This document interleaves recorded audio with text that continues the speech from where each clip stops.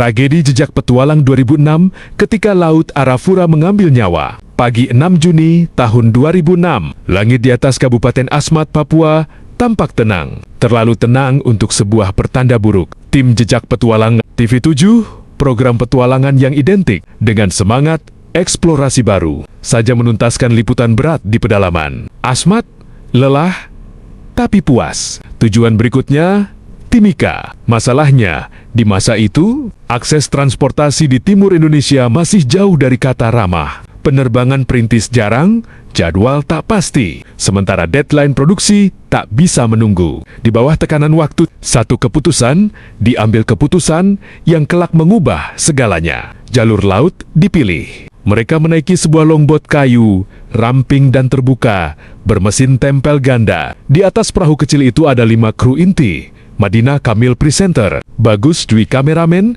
Dodi Johanjaya produser, Wendy M. Rompis asisten kameramen, serta beberapa warga lokal sebagai motoris. Tak ada yang tahu, lambaian tangan dari dermaga Agats pagi itu adalah salam perpisahan terakhir bagi sebagian dari mereka.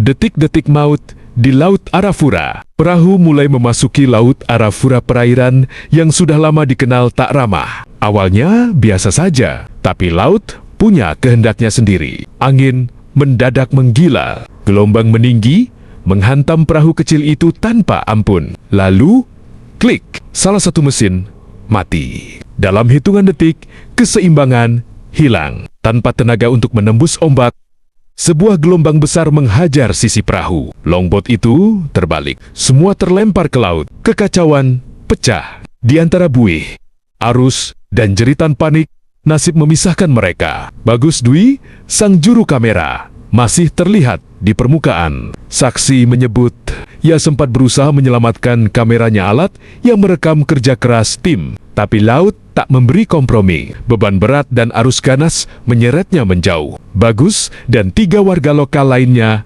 hilang ditelan samudera. Itu adalah terakhir kalinya mereka terlihat. 2 terapung di antara hidup dan mati.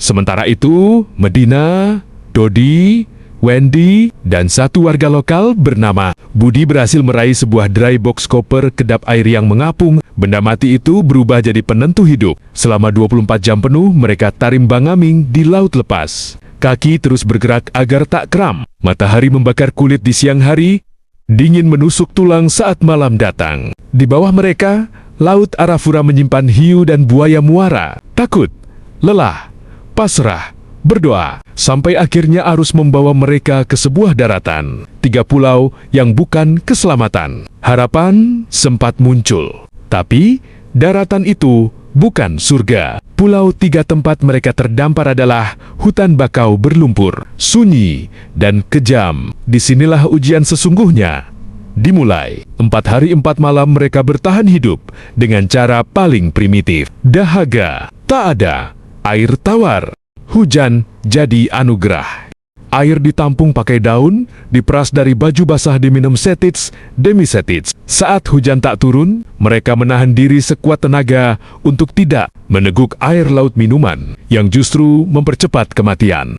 Tanpa logistik, mereka memakan siput, kerang, kepiting kecil. Kadang dibakar dengan api seadanya, kadang dimakan mentah saat korek api gagal menyala. Tidur di pohon saat air pasang, pulau itu tenggelam. Mereka memanjat pohon bakau dan tidur tersangkut di dahan. Melawan kantuk, takut jatuh, takut diseret air, takut diserang hewan liar. Tubuh melemah, pikiran mulai goyah. Halusinasi datang. Medina sempat mendengar suara mesin perahu yang ternyata hanya angin. Di tengah kondisi itu, Dodi Johanjaya terus menjaga semangat tim. Satu hal yang dipegang teguh, tidak ada yang boleh menyerah. 4 diselamatkan, tapi tak utuh. 10 Juni tahun 2006, keajaiban akhirnya datang. Tim SAR gabungan yang menyisir wilayah itu melihat tanda kehidupan di Pulau 3, Medina dan rekan-rekannya ditemukan dalam kondisi kritis. Dehidrasi parah, kulit melepuh, tubuh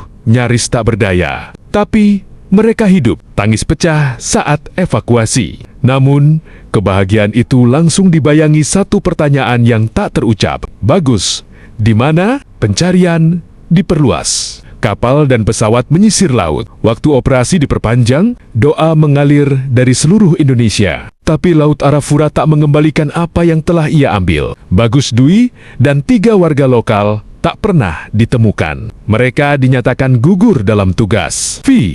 Harga mahal sebuah petualangan. Tragedi Jejak Petualang 2006 menjadi titik balik dunia penyiaran. Petualangan Indonesia. Ia mengingatkan bahwa di balik visual indah layar kaca, ada taruhan nyawa yang nyata. Bagi para penyintas, ini adalah hidup kedua. Bagi bangsa ini, sebuah pelajaran pahit.